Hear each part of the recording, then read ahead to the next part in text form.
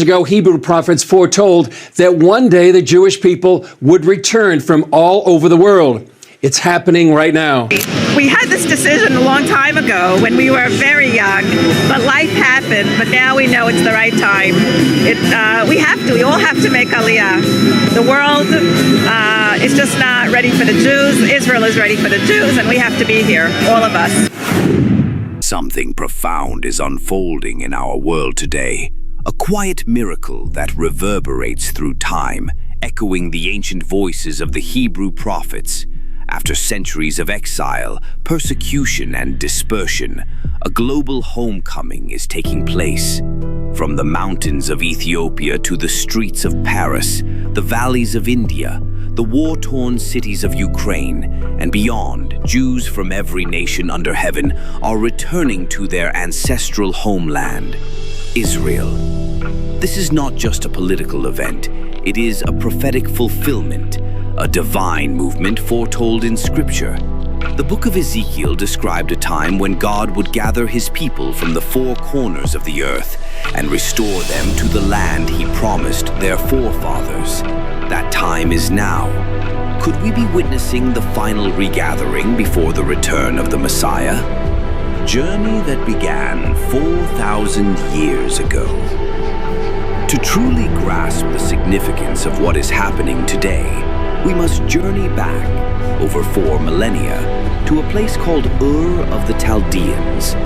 There, God called a man named Abram, saying, "Go from your country, your people, and your father's household to the land I will show you.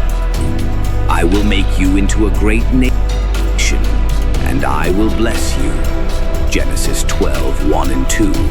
Abram became Abraham, the patriarch of the Jewish people.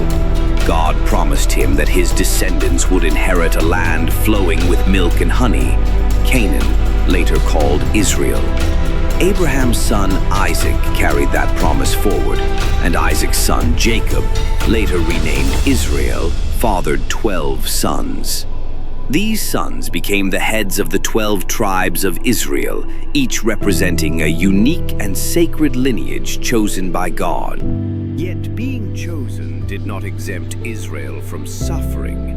The descendants of Jacob lived in Egypt, where they eventually became slaves.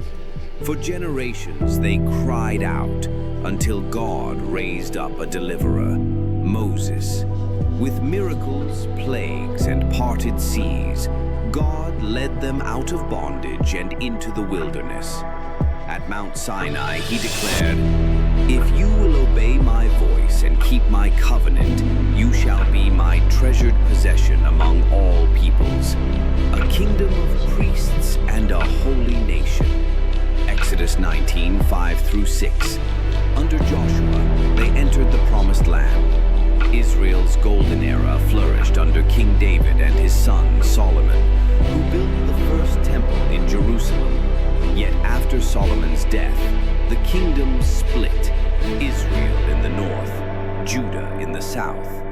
This division weakened the nation, idolatry grew, prophets warned, and in 722 BC, the Assyrian Empire conquered the north, scattering the so-called lost 10 tribes. Later, in 586 BC, Babylon destroyed Jerusalem and the temple, exiling Judah.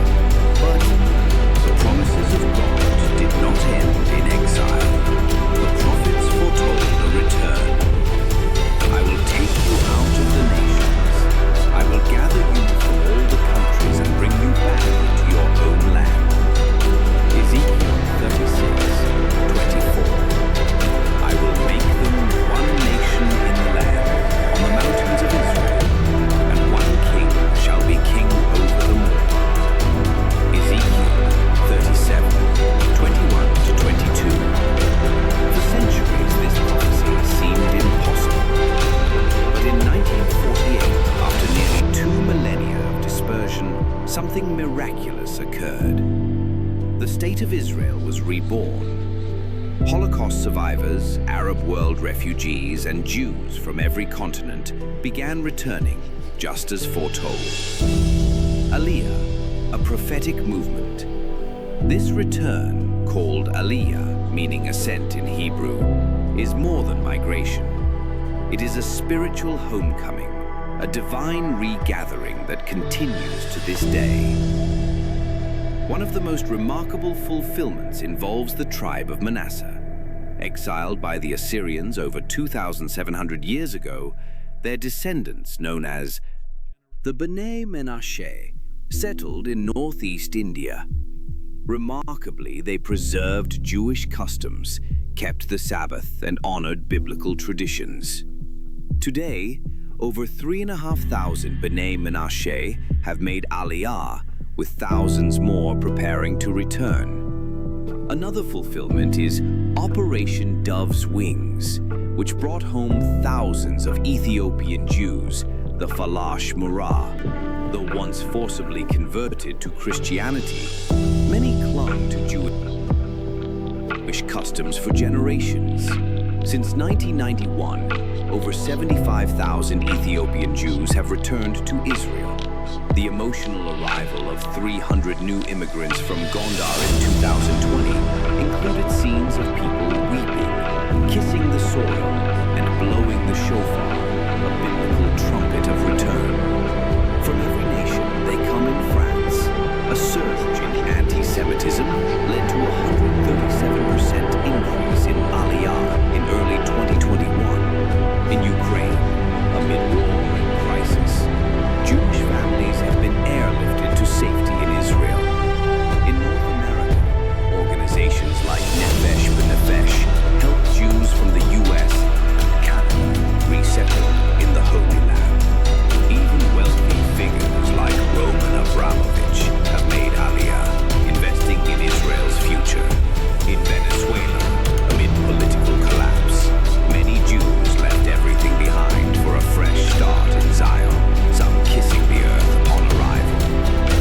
The trumpet is sounding. Dear friend, the return of the Jewish people to Israel is not just a headline. It's a prophetic trumpet sounding in our generation. God's covenant is alive. The dry bones are rising. The people are gathering. The land is blooming. What we are witnessing is not random. It is part of God's divine timeline, a clear sign that we are drawing closer to the day of the Lord. Stay watchful, stay prayerful, stay ready. Subscribe to our channel to uncover the mysteries of Bible prophecy and witness God's hand at work